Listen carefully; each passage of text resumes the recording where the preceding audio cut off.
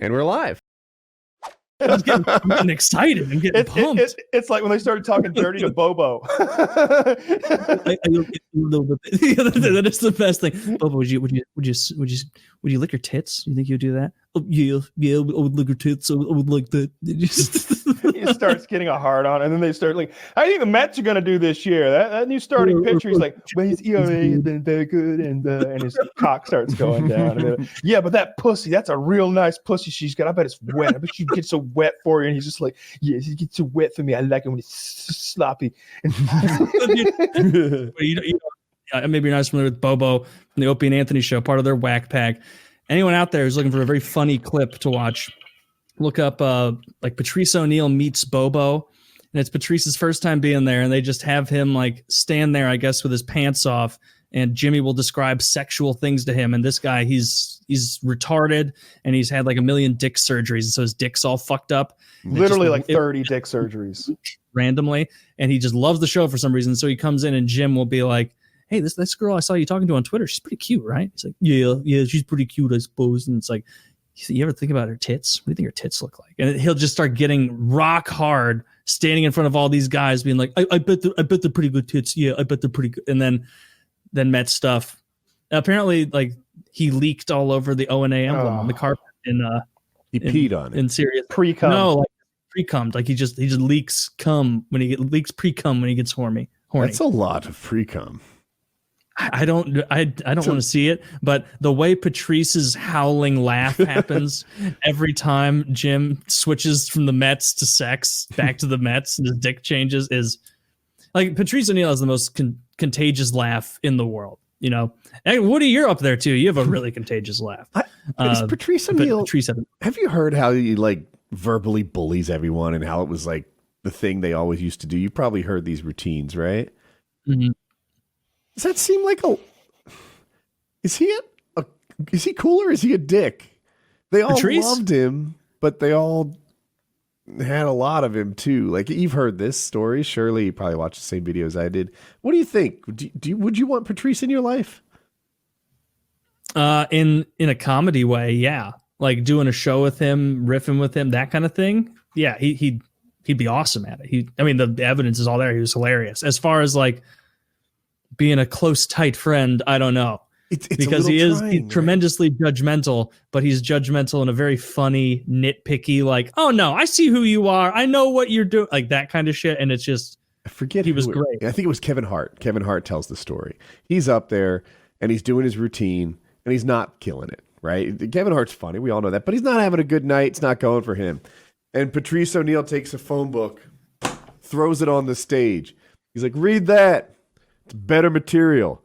And now the whole crowd is on Patrice. Jesus right Christ. In front of... He's working right now. He's not having a good night. And he just slayed him. And Kevin Hart was like, there was no coming back from that. I just wanted to leave. And he bombed, and that was how it ended. And... Fred would have set him up for success, not tore him down. I think he's more being shitty there. Yeah. And that wasn't the only time. I think there's even an O&A interview with Chris Rock and Patrice. With Chris Rock, obviously he's been wildly successful for a very long time, was being like, Patrice, you're just the most self-sabotaging motherfucker. Like you could have been the funny black warehouse worker on The Office and you didn't. You fucked up. Now you don't have that. Like what? And like he was, and because Patrice affected him so much. Yeah, in the first season of The Office, first couple seasons, the guy that's not Daryl, the other big black guy, that's Patrice O'Neal. His head shaved. Yeah. I think his head was usually. I bet you'd like to swim with the sea monster. Yeah. What? How did he lose that job? He's like, hey, say something. Honey, you've offended the nice man. You should apologize. I never noticed that. Yeah, he's that guy. Yeah, it's fun when like other people. Okay, I've seen this. Howard Stern, when he interviewed people, he was always the king of his castle, right? When he's in that studio, he's the alpha guy. And when you bring in like a Britney Spears or whatever, they still seem to like succumb to his thing. He could have Brooke Shields or Big Star or something, and he's still the one asking the questions, directing the conversation, and his voice on that mic is so alpha, and he's the guy. And then Jerry Seinfeld comes on. And Seinfeld yields fucking zero to Howard Stern. And Howard's like giving him a hard time, you know, do you ever notice this or that? And Seinfeld's like, what? You want to come at me? You want to come at me? Let's talk about Underdog. Oh, how'd your TV show do, huh? How'd your TV show do? You want to talk about how my TV show did? Because your TV show went nowhere. And Howard's like, yeah, well, you know, I didn't quite have the budget of Arsenio Hall. Oh, right. That's it. Undergirl Girl's a whole lot funny with better lighting. That's your problem. He shredded Howard on his own show. And something about that like power dynamic was hilarious. Jerry Seinfeld came to a Cisco meeting, and we had this annual thing. It was a big deal. They get Jerry Seinfeld to come and like talk to us for a little bit. And our CEO, now if you've ever worked at a big company, that like the top guy is like a celebrity. Everyone like they get starstruck when they're near a billionaire or whatever he is.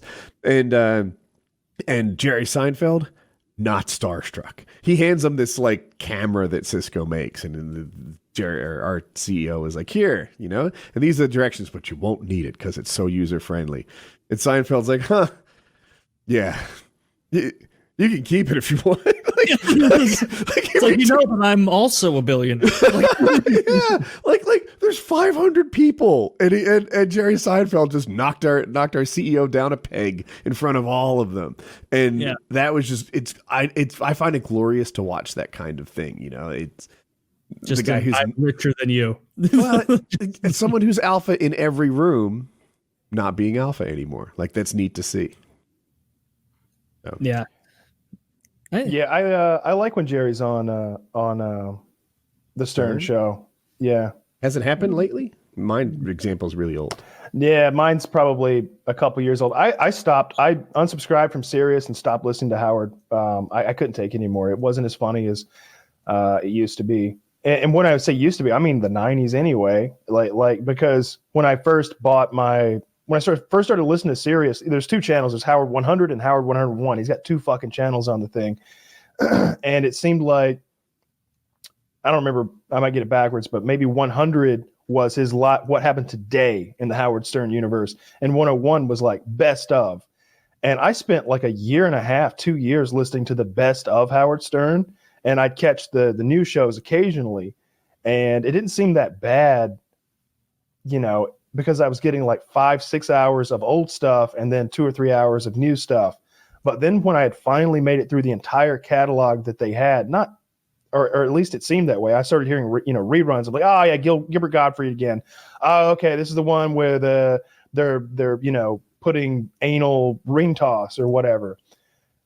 And once I got through all that and started listening to nothing but today's Howard Stern, I hated it. I couldn't get funny at all. It was not funny anymore. It was just his boring old man life now. Like he's just talking about like that fucking supermodel wife of his has turned him into such a pussy piece of shit. Like he's like a vegan with like a house full of rescue cats. Oh, like I don't. He's always complaining about his health. Like he's like a neurotic Jew who's just like, oh, I can't run anymore because of my knees. So I'm on this diet. And he's eating like 800 calories a day or some retarded diet, just trying to stay lean in his 70s or however the fuck old he is. He's too lean. He looks sickly. Dude, and just like talking about like hanging out with Jimmy Kimmel and all of his millionaire and billionaire friends. And like, I'm like, I like the guy who threw stuff at ladies' buttholes, you know? And like paid drug addicts to shave their pussies. I listened to Howard live in the 90s a lot. I had a lot of driving to do. And one thing I remember about that is he would talk about older DJs and shock jocks. Who's the white guy, also really thin? He was on MSNBC. Imus? Yeah. He talked about Imus and some other guys who were kind of big a generation before Howard as sad shells of themselves. And he's like, that's the radio business, man. You know, like no one goes out on top.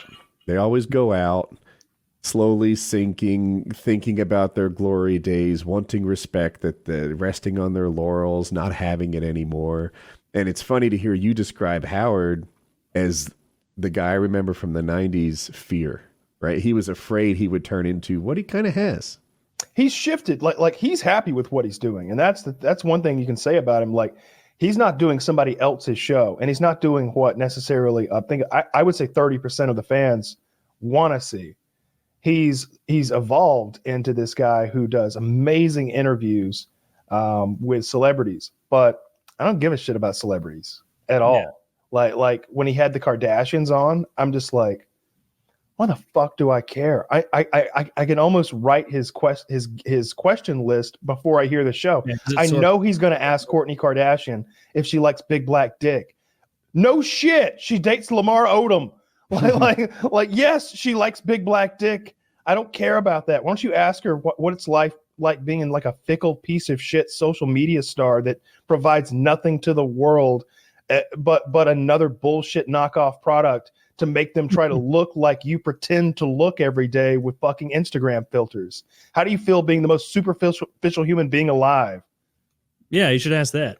He should ask that. He should ask her to bend over and shove that anal ring up her ass and let some midgets throw rings at it. That's what I want to see Kourtney Kardashian do. He used to ask stuff that harsh. I forget. He had a big time actress on. I think she was on Melrose Place. And he asked her if she wore pantyhose on her wedding night to feel like a virgin. I guess the idea that the pantyhose is a hymen, I think, is what he was going for. But that's a crude question. Pretty crude. I liked it when he would bring guests in there and then just embarrass them. I don't know, or like complete. They would think they were coming in for a professional interview like he does now, but instead he would ask them about their affair that they had. like, so how did your wife feel when she found out about the transvestite prostitutes, Rob Lowe? Oh, God. I was here to. No, I'm just saying. I was like, that's Eddie Murphy. You're mixing it up. Mr. He ripped Eddie Murphy for that for so long. They would do these skits. They would they would call. Yeah, anytime something like that would happen, the most embarrassing shit ever. They would rip on people for it. People would die, and they would rip on them for it. 9/11 is like the one time they didn't make fun of. It's funny. John Denver, right, sang Country Roads and Take Me Home. Yeah, West Virginia or whatever. Anyway, he died in a small plane accident, if I recall, and Howard was just ripping him on his poor decision making for ever getting in a small plane. Yeah, because Howard's a fucking coward and he doesn't do anything interesting or risky. Like not with his like maybe in his like professional life, like he might do something risky, like asking a risque question or having some sort of like crazy contest that's going to get him fined by the government. But he's not going to fucking go skiing. He's not going to fucking like ride a motorcycle. He's not going to do anything interesting or like he's milquetoast when it comes to like real life shit. He's a pussy in real life. You wouldn't want to hang around with that guy. You couldn't go out with that guy somewhere. I think you're right.